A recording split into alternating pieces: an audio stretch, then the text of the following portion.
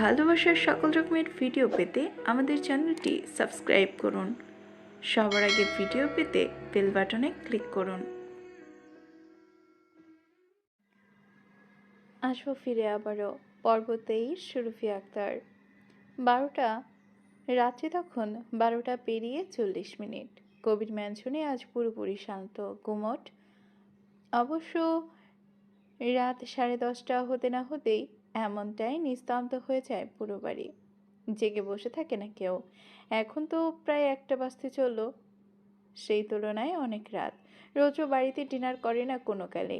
ভুলবশত 2-1 দিন উল্টো দিকে চাঁদ উঠলে তখন খাবারের টেবিলে দেখা মেলে তার।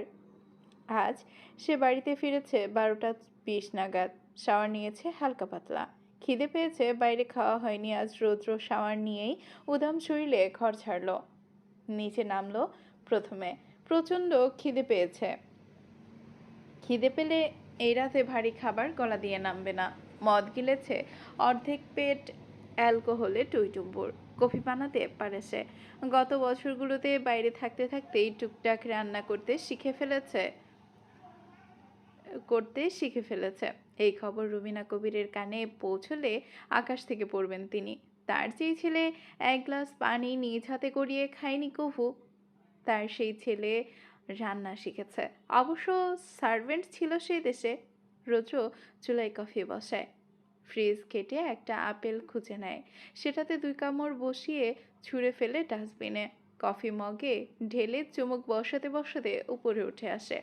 বাড়িটা কেমন শ্বাসরুদ্ধ লাগছে। মনে হচ্ছে শূন্য শূন্য পুরো বাড়ি। ঠিক শান্তি অনুভব হচ্ছে না অপরাপর গুমট রাতগুলোর মতো। এই রাতে কেউ জেগে নেই, সেজন্যই হয়তো রোজ নিজের ঘরের সাথে লাগোয়া এগুলো না। থামলো মাঝপথে। করিডোরের মাঝে মেঘার ঘর। তার এক পাশে শুভ্র, অন্য পাশে আদ্রের ঘর। আদ্রের পাশে সিরাতের, অতঃপর রোজের ঘর শেষের প্রান্তে। মেঘার ঘর হতে 2 ঘর পেরোলেই ওর ঘর। রোজও রোজকার মতো থামে মেঘার ঘরের সামনে। বেখেয়ালি হয়েই কফিতে চুমুক বসিয়ে চাপ প্রয়োগ করে দরজায়। এই ইডিয়েট অবাধ্য হলেও এবেলায় বাধ্যতা দেখিয়েছে। এই নিয়ে বেশ প্রসন্ন সহ্য। এক কথায় মেঘার দরজা খুলে রেখে ঘুমানোর বেশ মনে ধরেছে ওর। দরজা ঠেললেও মাঝপথে সাথে দরজা খুলল না। কপাল কুঁচকে ফেলল রোজও। নজর বাইরে ছিটকিনির দিকে যাওয়া মাত্রই কুঁচকালো কপাল তীক্ষ্ণ হলো। বাইরে থেকে ছিটকিনি লাগালো কেন? ওরা দুটোতে ভেতরে? তাহলে বাইরে থেকে কে দরজা আটকালো? রোজও ভেবে পায় না। কফির মগ করিডোরে একটি ফুলদানির পাশে রেখে 2 হাতে খোলে দরজার ছিটকিনি। ভেতরে ঢুকে হুড়মুড়িয়ে।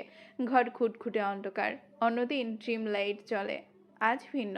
বাম হাতে সুইচ বোর্ড খুঁজে অন করলো সে। অন্ধকার কাটিয়ে ছলাৎ করে আলো জ্বলে উঠতেই ফাঁকা ঘরটা চোখে পড়ল। কেউ নেই ঘরে, না টুকটুকি না মেঘা। অপর রোজও অভ্যাস ওপাস তাকায়। এই রাতে এই দুটো ঘরে নেই কেন? আদ্রর কথা মনে উঠতেই খিচে ওঠে চোয়াল। হাত মুষ্টিয়ে নেয় সে। আদ্রের ঘরে নেই তো ওরা। দাঁত পিষল দাঁতের সনে। এ ঘরে হতে পেরিয়ে পাশের ঘরে দরজার সামনে এগোলো। অবাক হলো আরো বেশি। আদ্রের ঘরের দরজাও লক বাইরে থেকে। চোখে মুখে একসঙ্গে জড়ো করে ফেলল। মাথায় কিছুই ঢুকছে না। আদ্রও নেই। কোথায় এরা তিনটে? সন্দেহ কাটাতে বাকি ঘরগুলো দেখল সে। শুভ্রের ঘরেও একই হাল। সিরাতের ঘরের দরজা ভেতর থেকে বন্ধ। তালগোল পাকিয়ে যাচ্ছে সবকিছু। রোজও বেশি ভেবে মাথা নষ্ট করলো না আর। আগপিস না ভেবেই এই 1টার সময় সোজা গিয়ে করানালো বাপ মায়ের দরজায়। ডাকলো ভনিতাহীন উচ্চস্বরে, মম। 2 বার ডেকেছে সে। রুবিনা কবির তাতেই দরজা খুলে দিয়েছেন।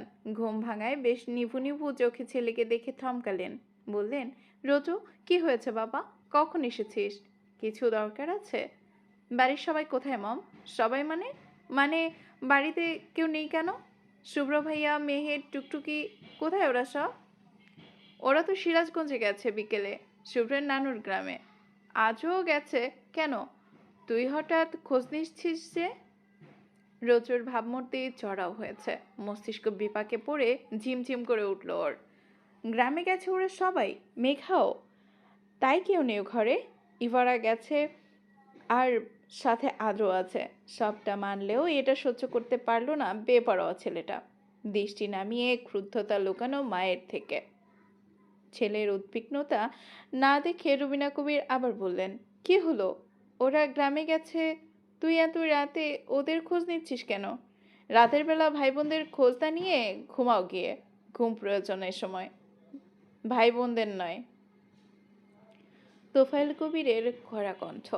পেছনে হাত গুটিয়ে গুরুগম্ভীর হয়ে সামনে এসে দাঁড়ালেন তিনি।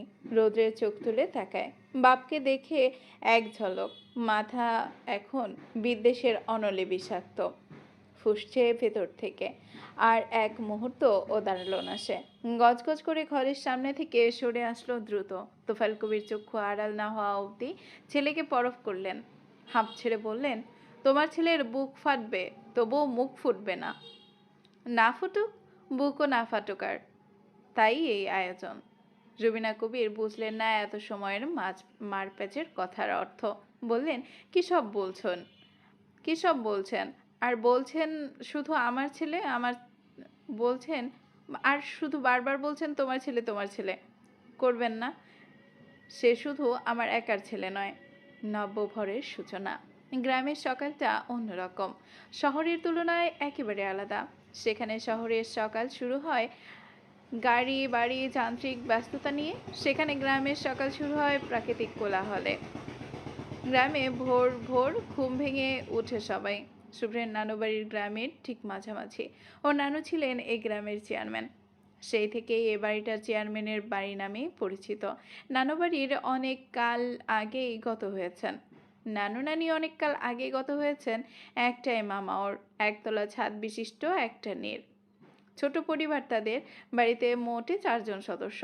শুভ্রের মামা শাহিন আলম, মামি আন্তারা বেগম, ওনাদের একমাত্র মেয়ে সাবা আর ছেলে আয়াজ।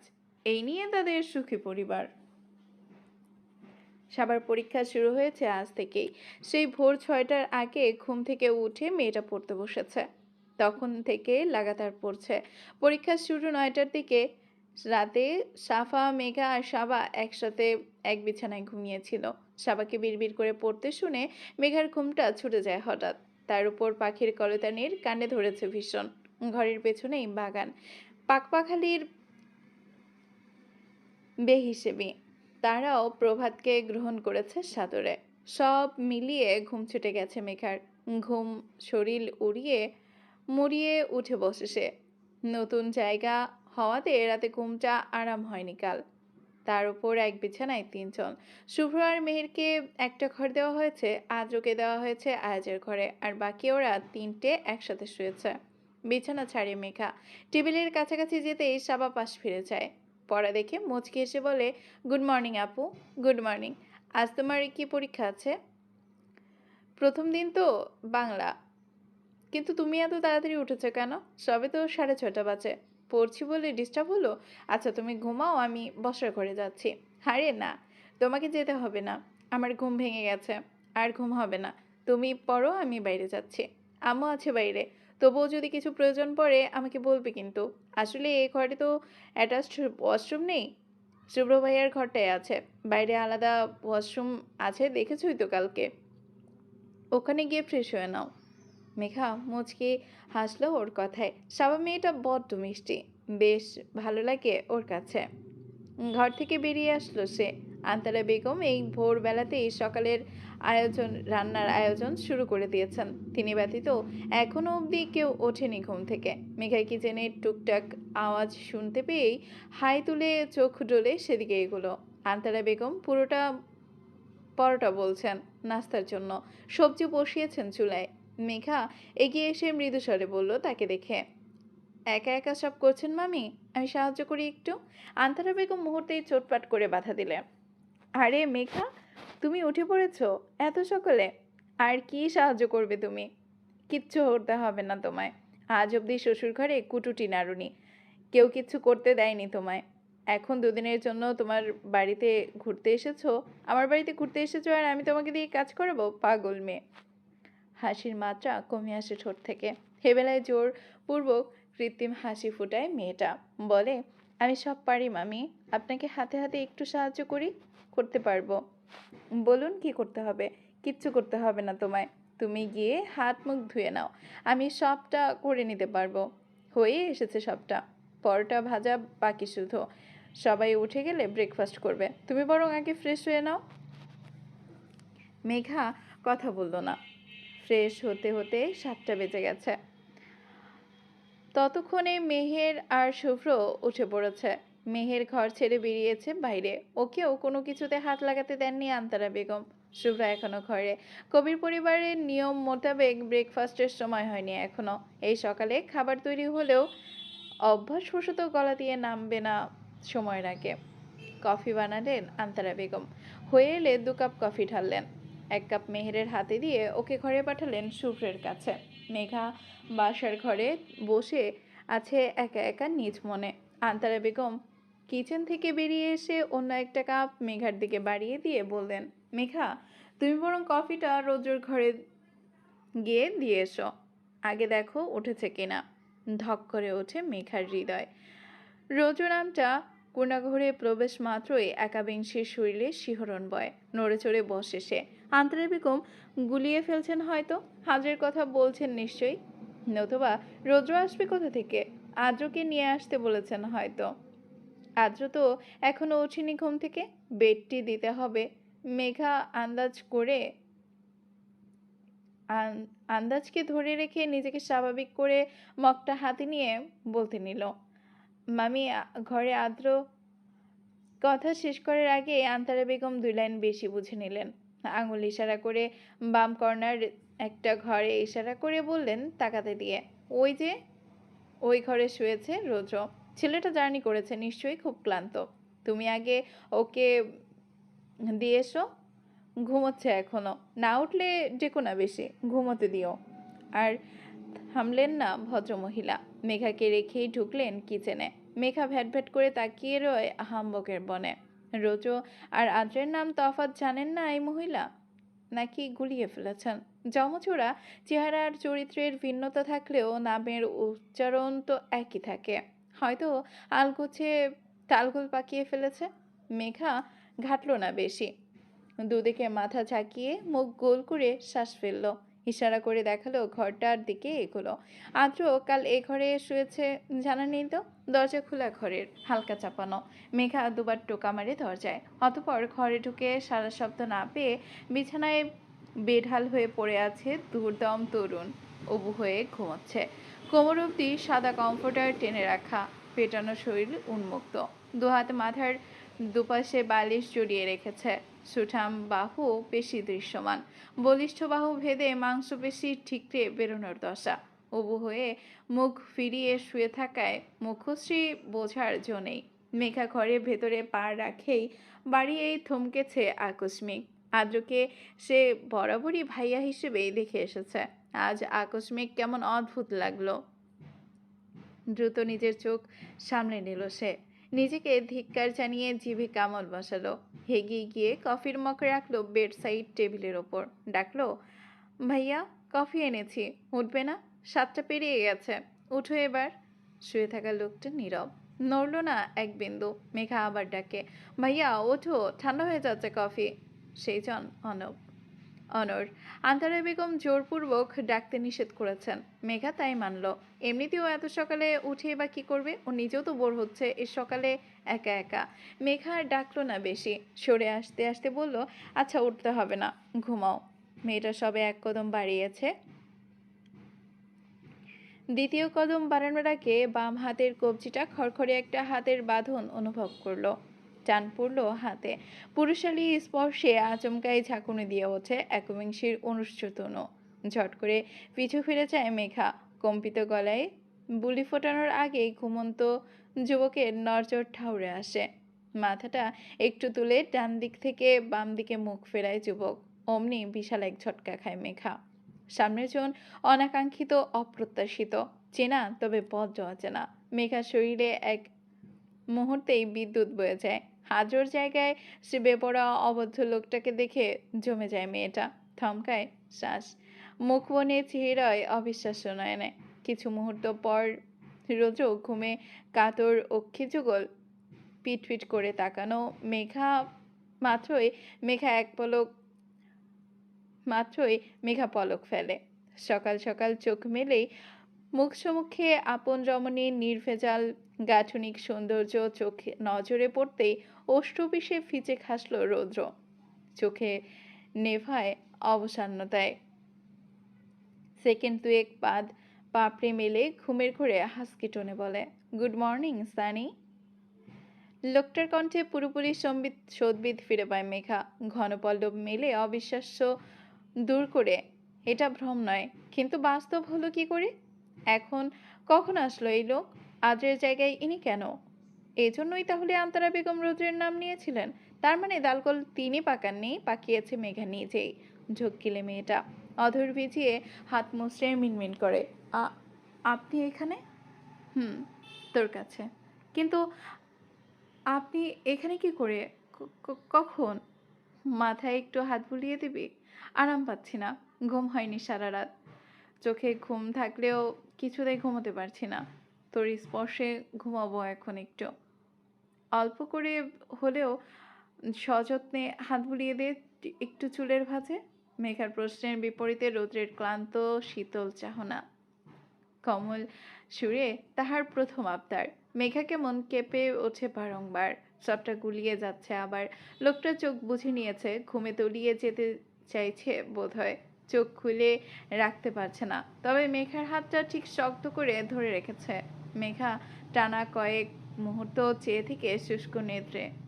লোকটার চোখ মুখে একরাশ অবসাদ, তবুও টেনে হিঁচড়ে ভেজা গলায় শক্ত করে বলল মেঘা, হাত ছাড়ুন আমার। ইভারা, অবাধ্য হোস না।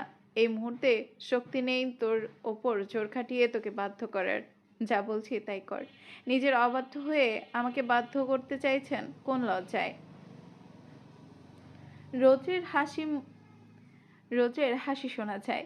মেঘা তাকায় কপাল গুটিয়ে। লোকটা সেই পরিশ্রান্তিতে চোখ বুজেই রয়েছে, যেন কত স্থির নিষ্পাপ লাগছে এবেলায়।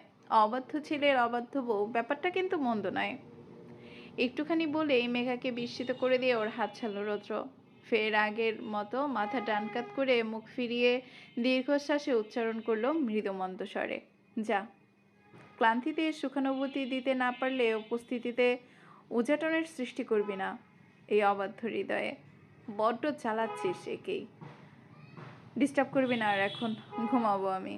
মেঘা বাকরুদ্ধ গলায় ঢোক গিলে পরপর কিছুক্ষণ মুখ ফিরিয়ে থাকা লোকটার পানে তাকিয়ে থেকে নিজেও উল্টো দিকে মুখ ফিরিয়ে নেয়। অপেক্ষা করে চলে যাওয়ার জন্য পা উদ্যত হয় না উদ্যমী রমণীর। পিছুটা চিপকে রয় পদযুগল। দোটানায় পিছু ফিরে পুনরায় পিটপিট করে চায় লোকটার পনে। জেদি রমণী উদ্ধততা গুড়িয়ে গেছে আজ। শক্ত হাতে গিয়েও পারল না। রোজের কথা মোতাবেক আসলেই অবাধ্য হলো সে, তবে রোজের ওপর নয়, নিজের ওপর। কিয়ৎকাল ছায় দাঁড়িয়ে থেকে বিছানার দিকে এগোয়। বেঘরে বসা লোকটার শিওরের নিকট সময় নেয় কিছুটা, অতঃপর কম্পিত হাতে তুলে আচমকায় আঙুল ডুবিয়ে দেয় চুলের ভাঁজে, যেন নিজের ওপর নিজের নিয়ন্ত্রণ হারিয়েছে সে। রোজও রমণীর শিশির স্পর্শ পেয়ে ঠোঁটে হাসে মৃদু প্রসারিত করে। আয়েশ অনুভব হয় তার। চোখ মেলার শক্তি কুলোয় না আর, বরং আয়েশি পাপড়ি যুগল জমে আসে আরও। সেভাবেই চোখ নিভিয়ে তৃপ্ত তাই হাসে বেপরা যুবক। একটুখানি নড়ে চড়ে মেঘার কোলের কাছে ঘেঁষে মাথা রাখে। মেঘা চুলের ভাঁজে ধীরে হাত চালায়, তবে বেশিক্ষণ নিজেকে ধরে রাখতে পারে না। রোদ্রের তৃষ্ণা তৃপ্ত হওয়ার আগেই অবাধ্য রমণী এক ঝটকায় উঠে দাঁড়ায়। এক ছুটে বেরিয়ে আসে ঘর থেকে। এক মুহূর্ত সে খেয়ালে ডুবেছিল, সে খেয়াল উড়িয়ে দেয় নিজের বিরুদ্ধে গিয়ে।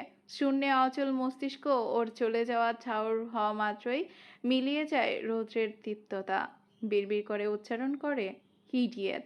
শান্তিও দিস, আবার কেড়েও নিস, শুধু বাড়িয়ে দিয়ে যাস যন্ত্রণা। 8টা বেজে গেছে।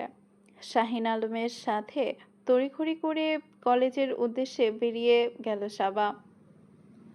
এখন ব্রেকফাস্ট করতে বসবে বাকিরা। আন্তারা বেগম টেবিলের নাস্তা রেডি করে সবাইকে ডাকলেন। আজও উঠে পড়েছে এরই মধ্যেই। একসাথে খেতে বসেছে। আন্তারা বেগম মুখ খুললেন মেঘার উদ্দেশ্যে। মেঘা, রোজও উঠবে না? খাবে না এখন? এখনো ঘুমোচ্ছে? চকিতে চাইলো বাকিরা। মেঘা চোখ নামিয়ে রেখেছে। রোদ্রের আসার ব্যাপারটা এখনো কেউ অবগত নয়। শুভ্র না বুঝে শুধালো, রোদ্র মানে? রোদ্রের কথা বলছি। রোদ্র এসেছে? আদ্রের সন্দিহান হতবাক কণ্ঠ। হ্যাঁ, ছেলেটা মাঝরাতে এসেছে। ওকে রেখে এসেছিলে কেন তোমরা? সেই 3:30-র সময় এতটা পথ পেরিয়ে বাইকে করে এসেছে ও। কতটা রাত হয়েছিল বলো তখন? ওই রাতে একা একা এসেছে ছেলেটা। আমি তো ওকে দেখেই অবাক হয়ে গেছি। আদ্র শুভ্র একে অপরের দিকে চাওয়াচাই করে। মেঘা কথা এড়িয়ে খাচ্ছে। আদ্র সম্পূর্ণ দৃষ্টিতে তাকালো মেঘার দিকে। মেঘা জানে, সরু চোখ শুরু করে ওকে পরখ করে বলল, মেঘা, রুটি কখন এসেছে জানিস তুই? না না, মেঘা তো জানতো না। তোমরা ঘুমাচ্ছিলে দেখে আর ডাকিনি সে সময়। আজ সকালে মেঘা কফি দিতে গিয়েই রোজুকে দেখেছে। আন্তারা বেগম এইটুকুনে বলে কিচেনের দিকে এগোলেন। সাফাও পরোটা চিবিয়ে বলে, রোজু ভাইয়া সত্যি সত্যি এসেছে? এটাকে বরং আসবো ফিরে আবারও না বলে আসবো ফিরে বারবার বললে বেশ ভালো হতো, তাই না মেঘা? মেঘা কটমট করে তাকালো। অমনি চুপসে গেল বেচারি। ফোনের রিংটোন নিয়ে বারবার মেঘাকে খোঁচাচ্ছে ও। চলবে।